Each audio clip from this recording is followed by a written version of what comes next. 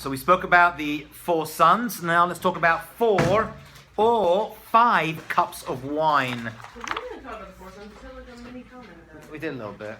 You want to do more on that? What? If we have time. No, we don't have to, but I'm saying. We did a little bit. I didn't want to put it beside the whole thing. Okay, let's have a look. Why we drink 4 cups of wine. In order to do that, we have to look at the Torah. It's one of the rabbinic mitzvot, but it's based upon Pesukim in the Torah. There are 4 languages of redemption that are used. Let's have a look in Shemot Vav Vav. That is Exodus chapter 6, verse 6 to 7. Lachein Ermol b'nei Yisrael ani Hashem. This is Moshe Rabbeinu.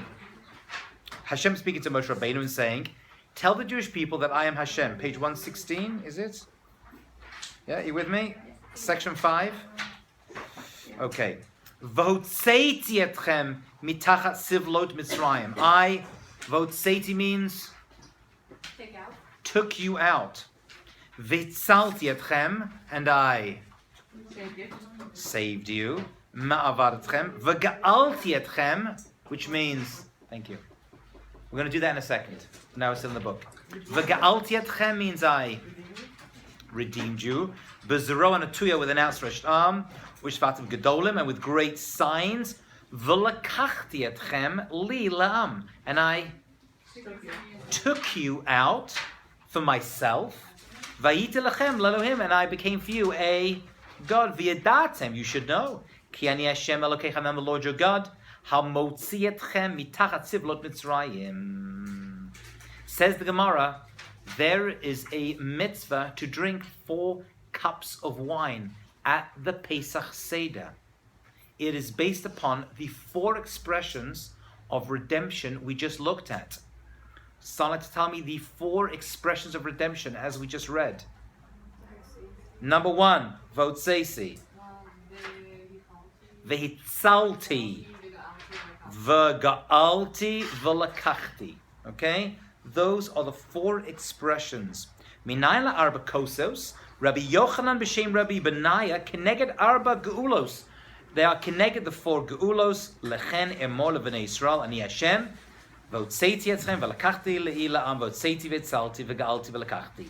There are your 4 expressions. Let's have a look at those for just a moment, if you will, because we're going to have to look at a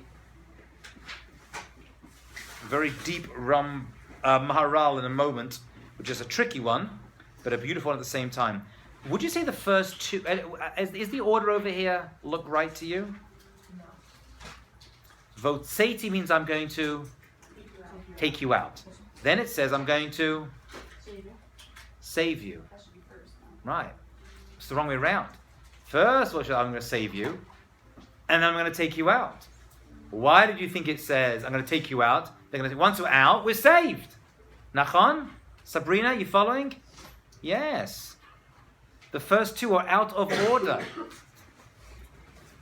What's the answer to that?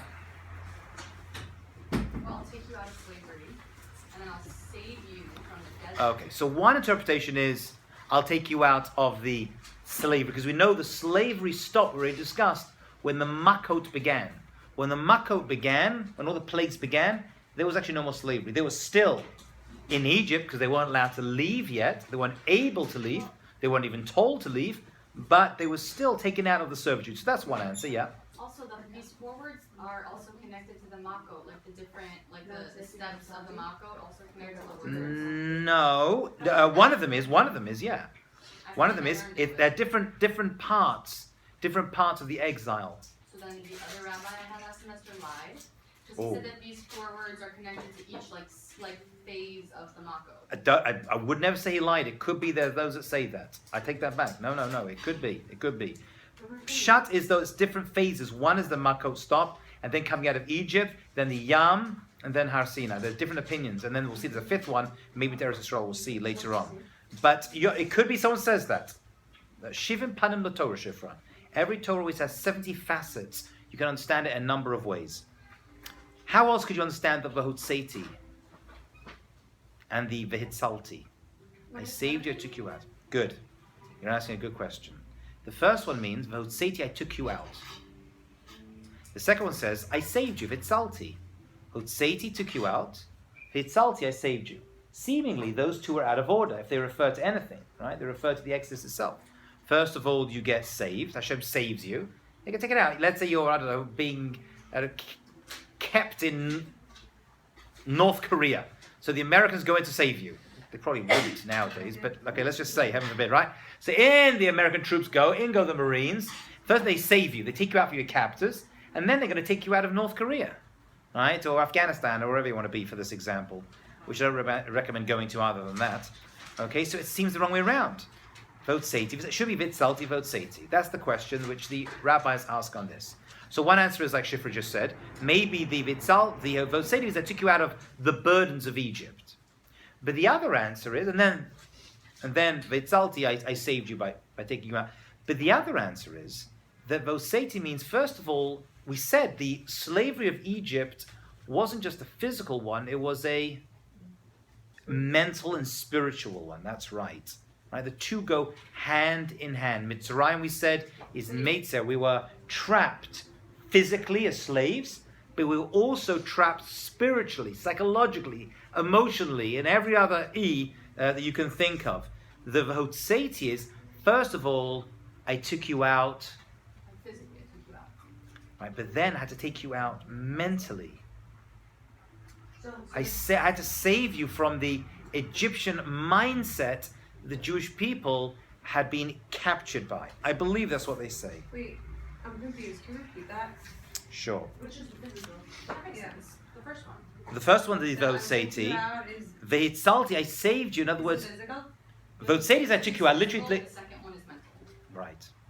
Thank you. I'm not needed here anymore. I can take the one. I told you. You did tell me Miriam was coming. Miriam, nice to see you. Only 15 minutes late, not too shabby. Not too shabby. I was an hour late to my first class this morning. An hour late for your first class means you didn't show up to your first class. But That's what I said. Oh my God, did we You say showed up after your first class. no, he took attendance in the last 2 minutes. It was perfect. Who takes attendance at the end of the class? I love that man. Everyone go love Langer. He's the best. Oh yeah, Dr. Lang. I love I'll tell him you said that. I'm going to start taking attendance at the beginning of the No, class. don't tell him that. I don't tell him that. Okay, fine. Okay, let's keep going. So these are the 4 statements, and these are the 4 redemptions that come as well. Okay, the Maharal has got a little deep piece. Let's try to figure this one out together. Please look inside, bottom of page 116. Miriam, in your books, could you please give this to Miriam, who turned 15 minutes late, so she missed this part. New What's going mitzvah on? for me. Thank What's God she going came on? late. Look at that. Thanks, Dan. See this photo here. Okay, let's do this together. Come on. Okay. Kol 1 to 17. Kol davar shu ba miolam anivda leolam hazeh yesh bo rabui mecholik arba.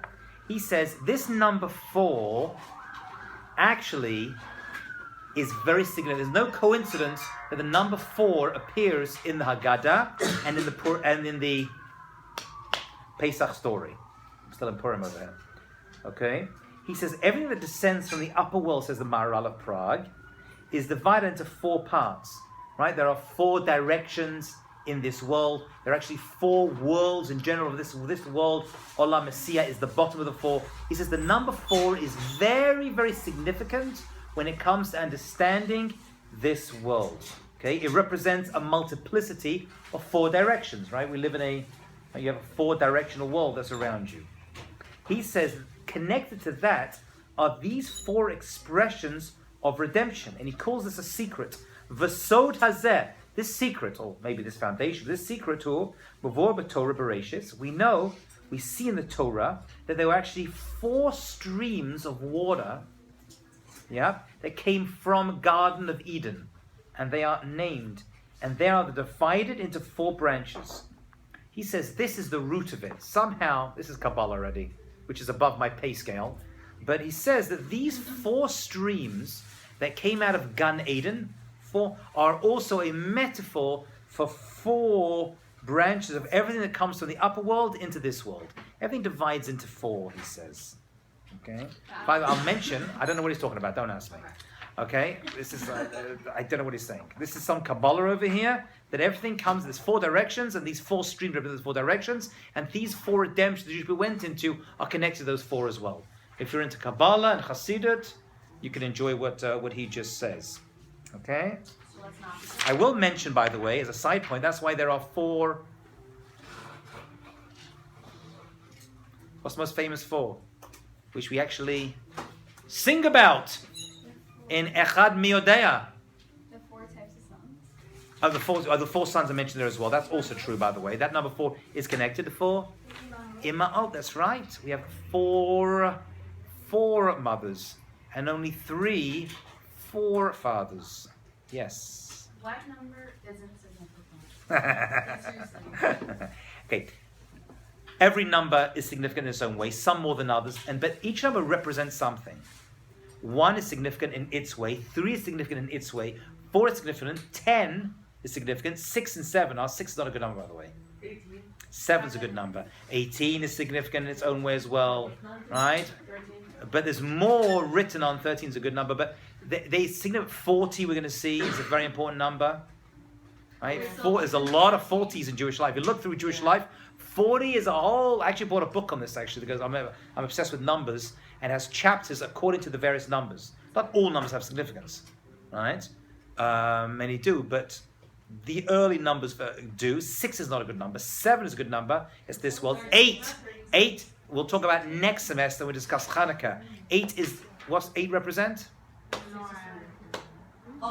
That's 7. The supernatural, Lamalam and Ateva, miracles. That's why the 8 days of Hanukkah, biggest bris milah on the 8th day. All right, Shmini. This week's parsha, Yom HaShmini. Shmini is a very important number. It's a metaphysical, above the metaphysical world. Why is Judaism obsessed with numbers? Because numbers represent ideas. Numbers represent ideas, and they clarify gematria. They are, the Gemara calls gematria the spices you add. You don't learn out from them, but they add a spice and a certain understanding, a dimension when numbers relate to things. So numbers are important for us. I don't like to call it numerology because it sounds like new agey, but gematria that we're discussing over here. Actually, this is more than gematria. Right? We're learning over here actual mitzvot from the number 4. Right? Happens to be. Okay? All right. So let's finish off the Maharal. So he says, that's why these Na'ar, Yotze Me'eden, Lahashkot, came to water. These rivers came out to give sustenance to the world. So this number 4 is now adding sustenance. Turn over the page. Let's try to figure this out. And they start as 4 in the spiritual realm, he's saying, and they come out and they end up spreading out to give 4 to the rest of the world. He then says, somehow he connects these 4 rivers that come out of Gan Eden to fix the world somehow to the 4 cups of wine we eat on Pesach, drink on Pesach. Turn over the page. V'davar zeh hem arba kosot. This explains, I'm not sure how exactly, I'm just reading the Maharal. You have it here in front of you. Right? Arba kosot shetiknu chachamim, that the rabbis fixed up, because remember the 4 cups of wine are rabbinic mitzvah, they're not doraisa. The rice is matzah and haggadah. This is rabbinic mitzvah, but still a mitzvah nonetheless, of course. Shiu ba'achila, okay, that should become part of the meal. V'zoki macha shmura achila zot, yachila matzah halageula ah. He says the meeting of the matzah recalls the redemption. Right? We said that matzah represents the redemption the Jewish people went through. At the beginning, the matzah represents the slave food, which is what they had. The Jewish people ate matzah as slaves. It's a quick food to make. And then the matzah represents freedom later on. Okay, so matzah now represents redemption. Okay. So they ate matzah as slaves? So they ate matzah as slaves, yep. Because it's quick to make, quick to eat, very bland, there's no flavoring on it. And then afterwards, the same matzah represents freedom. So it represents, we go from avda to cherut. So the matzah represents both. The matzah represents both. And he says, I'm going to add to that these 4 cups of wine. These 4 cups of wine are going to be added to this. Added to the matzah. Yes. We're going to drink 4 cups of wine in addition to the matzah. Matzah is a Torah mitzvah. He's like, but the rabbis added on 4 cups of wine. They're adding it on. They're saying, oh, that's a mitzvah as well. Oh, so, and the matzah and meat is from the... So we're eating the matzah and we're drinking the wine as well as part of the mitzvah. What about saying the matzah is from Deoraita? Yes, absolutely. Torah says, yeah, absolutely. The matzah is a doraisa. There are 7 mitzvot we're going to do. We'll go through all of them, God willing. And 5 of them are rabbinic, of which the Arba Kosos, and 2 of them are Doraisa. So is it still all the Kabbalah? No, he is just trying to figure out where the idea of 4 comes from. So the Maral is saying this 4, the fact there's 4 and there's 4 sons, this shouldn't surprise you. He's saying it goes back to these 4 rivers that come out of Gan Eden, which represents the idea whatever comes from the spiritual world comes to this world in 4. That bit I don't know what he's talking about. Are there commentators on the MRL? Yes. Try to explain it? Yes. Such It's hard, very, very difficult. Very, very difficult. The commentaries. It's very difficult. I'm just bringing it down. I wanted the second part. What you need to know is the second part, which is more important. That there are 4 expressions of redemption, which you speak about in the Haggadah. And these 4 expressions we act out by drinking 4 cups of wine. When you drink wine, what are you doing? You celebrate. You know what? Let's talk about wine for a second. I think we've missed out a piece over here.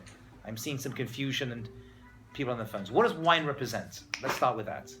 Why do we drink wine? Most rich people celebration. We enjoy it. That's true. Wine makes you feel happy, right? Yain yismach lev adam. Wine makes you happy. So why do you drink wine? Where do we drink wine? We drink wine bris milah, Jewish holidays, Shabbat, Pesach, under the chuppah. So wine actually represents something very, very important. Funny, I just put this in my book. I was just editing this yesterday. Weird, because I'm doing the wedding ceremony. Wine, there is no coincidence. Wine represents change. Wine represents change. And actually, if you think about it, what is wine? It's a grape that has changed into an expensive, beautiful product. So whenever you see wine, some kind of change is happening. You have a baby that's changing from, as it were, non-Jewish as you were, and on the 8th day he becomes Jewish. So we have wine, we give him a little bit of wine. At a wedding, there is change happening. Okay, you've entered this point of change from single to married, a new family is created. On Shabbat, you've gone from Chol to Kodesh. So wine is the interface, if you will, between one reality and a different one. Wine represents change and newness and an improvement, right? Grapes are good, but wine's more expensive, wine's better. So wine always represents that which changes. That's where you see wine. Whenever it's used, some change is going on. The Jewish people went through change from Avdut to Cherut. So the fact that we're using wine to represent that makes sense. First of all, it's changing. You've gone from a change of one reality to another. But wine is now being used, and it's also celebratory. We're enjoying it. We enjoy wine. Okay, if you're over 21. But you're enjoying... Sure. Yeah. But you're enjoying the wine, and wine changes you. Right? When you drink wine, right, you feel good.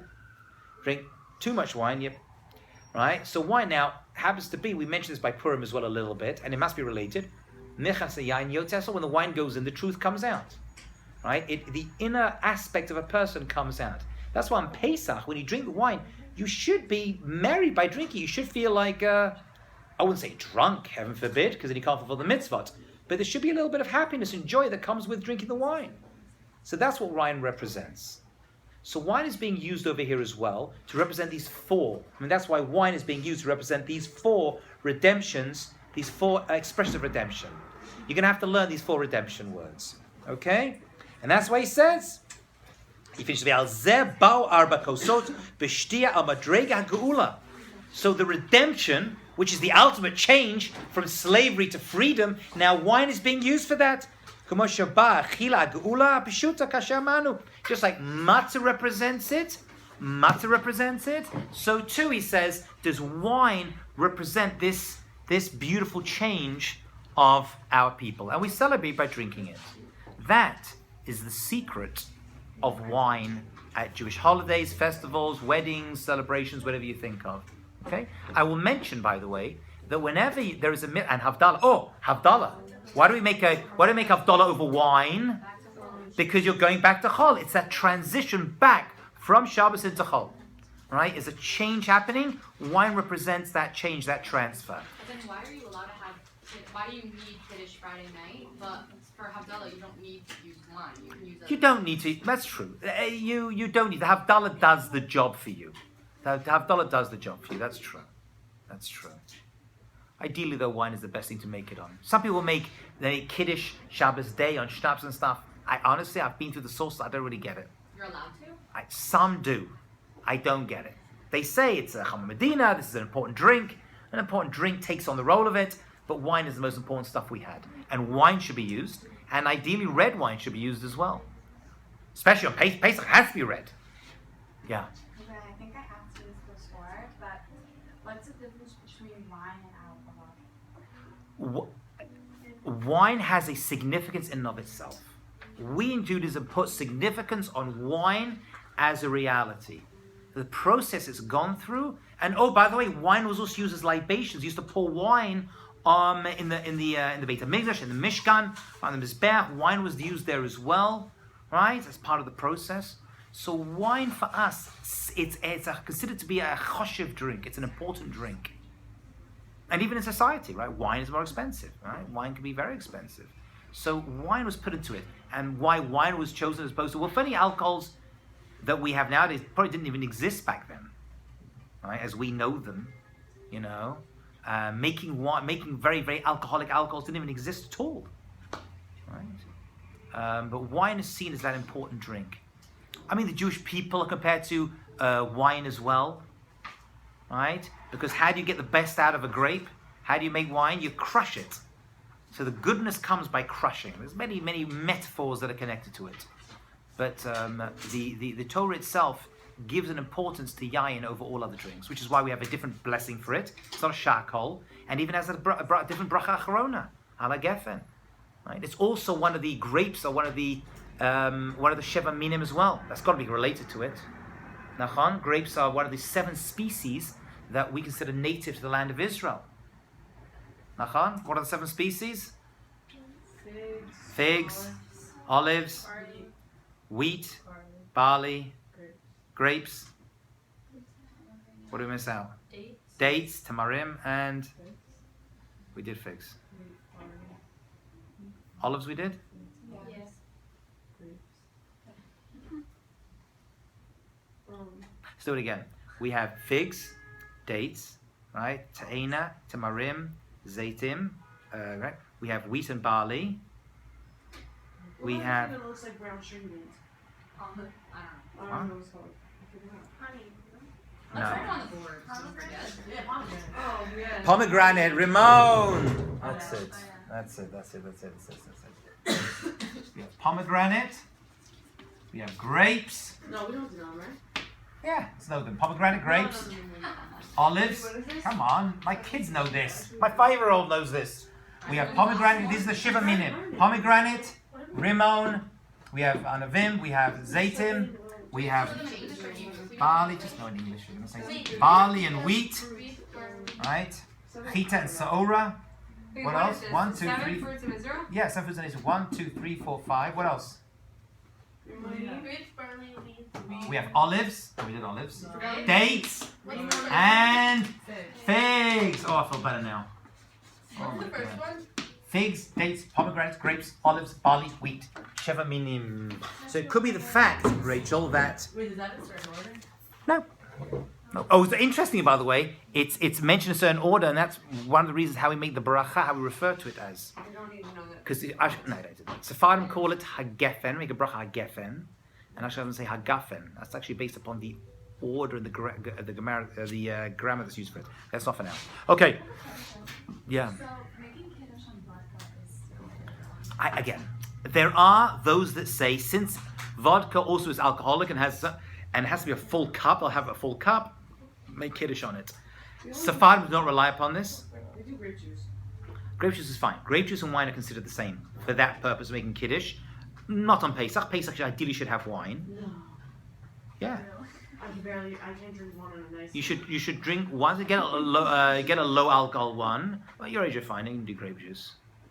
I'm gonna be like 85, so we do grape juice. Anyways. Okay.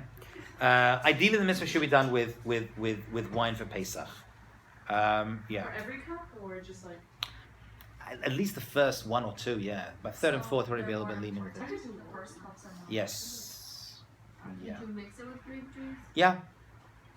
If you need water to. the wine down. You can water it down. You have to be careful though. It can't be less than 50% wine. You can add a little bit of water to it, yeah. Yeah.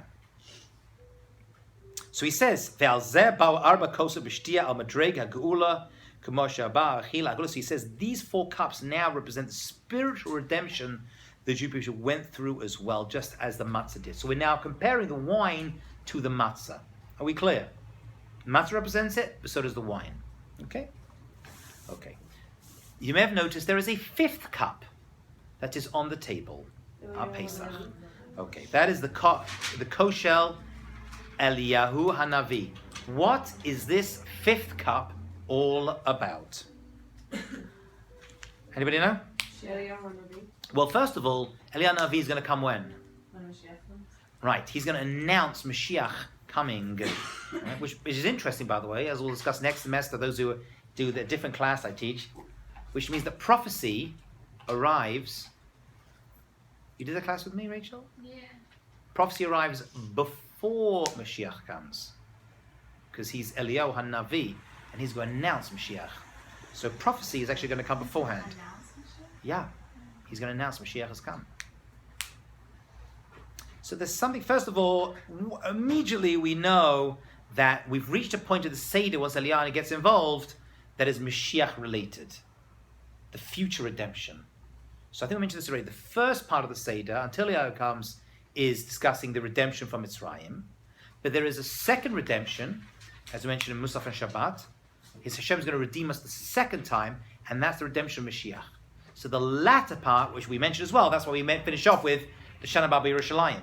Right? What's up with that? Because now that doesn't mean we should go on vacation to Israel, which is a great thing to do. It means the redemption of the Jewish people, and the third base of Mikdash, Mashiach and Eliyahu Navi represents that. Are we clear? Okay. So with that in mind, yes. I have a question. Well, then why do we set up 5 cups? Like, okay. So That's the question. Let's have a look. We'll see it's actually a machloket. Let's have a look at Rav Eliyahu Kitov and Sefer Todah. And he says, Noagim, Shebshah Shemozgim Kois Revi, when the 4th cup is poured, over which we say halal, remember? Halal is the 4th cup, right? Because the 3rd cup we drink at the end of benching, and then we do a 4th cup, right? So when it's poured? Yeah, it is customary to pour an additional cup, bigger than the others.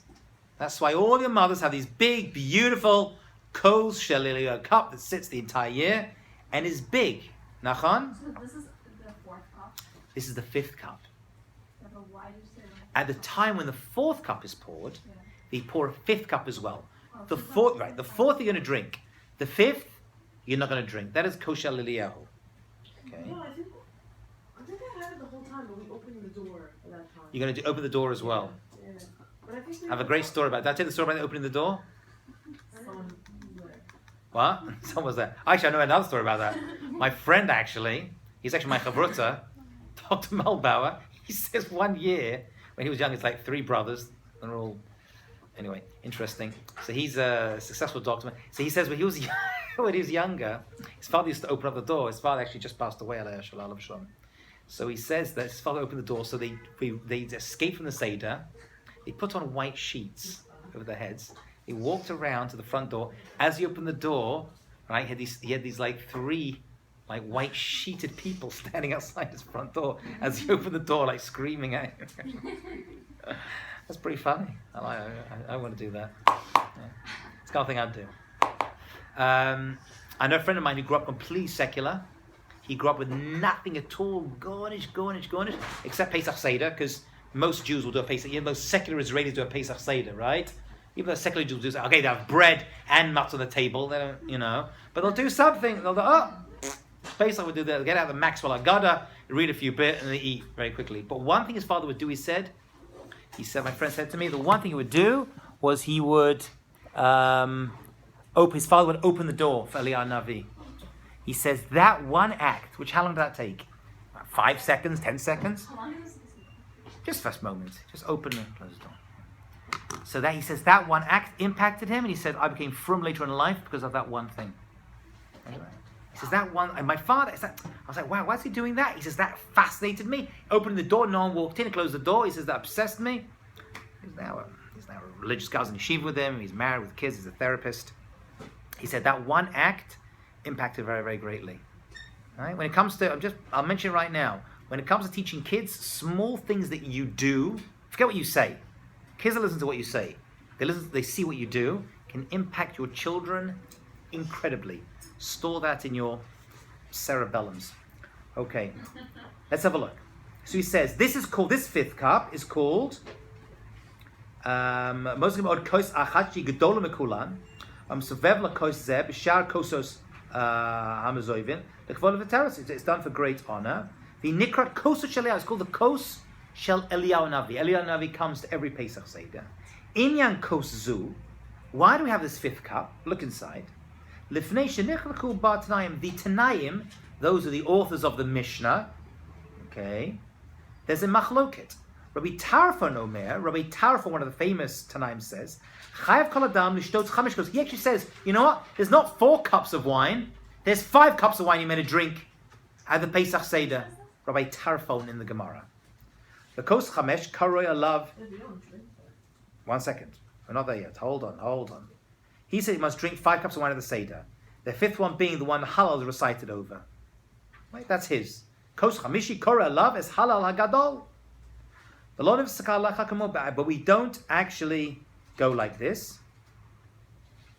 Some say there is no 5th cup. There's 4 cups. Is it 4 or 5? So we're like, we make a peshara, make a compromise. We pour the 5th one, but we don't drink it, which is an unusual compromise in halacha, but it's done over here. So why is it called kosher Eliyahu? Well, you need to know a little bit about how the Gemara works. Because many times in the Gemara, you'll see at the end of an argument which is unresolved, it says Teku. Teku is an acronym for Tishbi, that's Eliyahu Tishbi. Yitaras Kushu Abayis will answer all of our questions. Which means, when we don't know an answer to the question in the Gemara, sometimes we just pick one side. But sometimes it says Teku, which means we don't know. We'll wait for Eliyahu Navi to come and tell us what halacha is. He's going to resolve all Jewish disputes, which is a full-time job in and of itself, by the way. That is the job of Eliyahu Navi. So one interpretation is, we call it the cup of Eliyahu. It can't just be this, because we don't have cups of Eliyahu every time we don't know the answer to a question. But anyway, it says, you know what? We will call it, because Eliyahu's going to come along and tell us whether we need this 5th cup or not. Okay, it's one interpretation.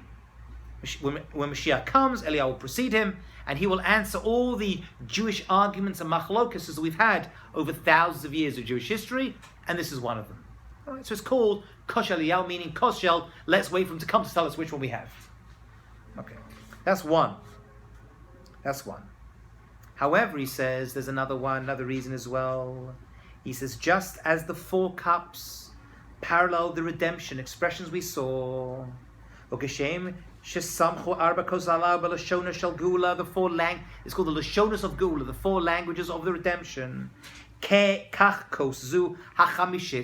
5th one, the Chamsa, the 5th one also comes Keneged Vehevesi. See, later on, there's another expression that is used. And that 5th expression which is Vehevesi, which means Eschem el haaretz hamur machareihen. A few pesukim later, after it says these 4, it mentions the 5th. Vehevesi, I'm going to bring you. Hashem's going to bring us where? Israel. To Eretz Yisrael. Oh, now it comes together. So now Eliyahu Navi comes, and this 5th cup represents him, because there's actually a 5th expression, which is I'm going to bring you to Eretz Yisrael. But we never went straight to Eretz Yisrael. We had to wait 40 years to get to Eretz Yisrael. So the Eretz Yisrael over here could also be a reference to the ultimate redemption of Moshiach. V'hivesi, I'm going to bring you to Eretz Yisrael, which means the redemption of Israel in the times of Moshiach. So it all comes full circle. Okay? And he says, Va'af hi romezet legeula acharona. This is a hint to the fifth expression. The Eretz Yisrael in the Torah is referring to the Eretz Yisrael the Jewish people were going to go with, at that point, with Moshe Rabbeinu. Okay, he didn't make it in, but originally that was plan A. He's like, they never went in. The Viveti over there is actually a prophetic mention to the ultimate redemption of the Jewish people going to Eretz Yisrael with Moshiach, building the third temple, and that's the fifth cup. So we don't make a bracha over it, we don't drink it because it hasn't happened yet. Meaning when we have Moshiach, we will have the fifth cup? Ooh. Could well be. Could well be. Right. Yeah, but maybe the redemption over there will be considered that fifth cup. I don't know. Hasn't happened yet. I'll tell you something. Something's cooking. And it's not just the matzah ball soup. Something's going on over here. And this fifth cup is a special holy cup. Okay? Wait, so you just like pour it out after the Seder? Yeah, you don't drink You it. can't drink it, right? No. The sages of the generation have explained Shekozu shel veveti remez legula charona hashlema sheteh b'besoros Eliyahu Navi. So Eliyahu Navi is going to come. He's going to tell us about the fifth. He's going to tell us about the redemption. This cup is his, because this is the cup of veveti, the fifth expression, right? Which hasn't happened yet, which is the ultimate redemption. Hagol hacharon, right? In Mepalak Gog and Magog, which will come after the fifth kingdom. There's another 4 we forgot about. There are 4 exiles the Jewish people have been in, right? What are the 4 exiles? You have to memorize all these 4s. The 4 exiles are Bavel, the Babylonian one. No, Mitzrayim was not part of the 4 because before the Jewish people were a nation, but they say it was as bad as the 4. The 4 exiles are Bavel, the Babylonian one. That was Nebuchadnezzar, the Purim story we started with. The Babylonian, Nebuchadnezzar was the head of the Babylonians. Then we have, Paras Umadai. We have to listen to Hebrew? Yes! I do it not to torture you. I do it because that's what I refer to. Paras Umadai, that's the Persian and Median one. Right? So this Babylonian one turned into the Persian one, eventually. Right? That was 70 years. Then we have Mitzrayim was before all this, Egypt. The Greeks, which are Yavan. And then the 4th one that we are, according to some, still in. That's the longest, and that is the Roman one, Edom. Edom is the 4th one that we're in now. There are those commentators, which I brought down last semester. Rav Chaim Vital says the name of the Arizal, and he brings it down in one of his commentaries. I have the piece where he says that the 5th one actually is the Golus of Yishmael, Pera Adam, and says that right at the end, before Mashiach comes, the Arabs, the Mishmaelim, are going to subjugate us and hurt us. He says that's actually the sign the ultimate redemption is coming. Isn't that what's happening now? Exciting, right? You come to my Moshiach class. Isn't That was a good class, right? Is that, Ooh, that was juicy. Is that what they're considering, or like slavery? I don't know. What class are you teaching? I don't know. We're doing this class. We'll be doing Rosh Hashanah, Yom Kippur, Sukkot, Chanukah, B'ezrat Hashem, and we'll be doing the Mashiach class next semester, Mr. Hashem. Okay. So he says, actually, so we have 4 galuts, the 4 exiles the Jewish people have been in. Everyone agrees to that, and that's based upon the prophecy of Daniel. Right? He saw 4 creatures representing the 4 exiles. Yeah. So he's the one where one of the places we see these 4 mentioned by the different forms that he saw them in. He says the 4th is meant to be the worst of all of them. He then saw a part of the 5th one, they say. Actually, we'll see that Daniel the prophet was one of 2 people in Jewish history that actually knew the date of the redemption. He knew when Moshiach was coming. Who was the other person that knew when Moshiach was coming? Nope. Jeremiah. Nope. Oh no, Yosef or Yaakov. Ooh, Yosef. very good. Yaakov. Right? Remember Yaakov wanted to tell his sons before he died when the redemption was, and it was Sosam was closed off from him, which is why the Parsha was closed off as well, made them forget, right? That's the only 2 people who actually knew the date of the redemption, but were forbidden to reveal it. Why is not for now, but that's interesting. Okay, so the 4 is over there. That's 4. That's 4. And the 5th, he says over here, is the 5th kingdom of Gog and Magog, which is going to be the final battle. The final battle of good and evil, which will end up happening in Eretz Yisrael, around Yerushalayim, according to many interpreters. Some say Gog and Magog could actually happen in biblical Israel, meaning in Syria and outside. There are others that say that as well. These things are all open to interpretation. But there will be a 5th battle, a 5th kingdom of Gog and Magog. Actually, Rabbi Samson Raphael Hirsch says Gog and Magog is actually, what's a Gog? What's a Gog? A roof, right? It's actually the battle of the roof people against the non-roof people. That's going to be the final redemption. You know what? This is my 3rd book. I'm taking a book on this. This is what I need. We need this. A book on Moshiach? Yeah. Wait, what's He says the people of, it's actually the roof of the sukkah. Sukkot is related to this redemption as well. And he actually says the people who have the people of the roof are the people who don't have faith. The people without the roof, which is the sukkah, are those who have faith in God. It's going to be the people who have faith in God against those that don't. That's what he says this whole battle of Gog and Magog is all about. It's the secret of the sukkah. Fascinating. Love myself from Sarah Hirsch. Oh, love that man. Love that man. He's been dead over 100 years.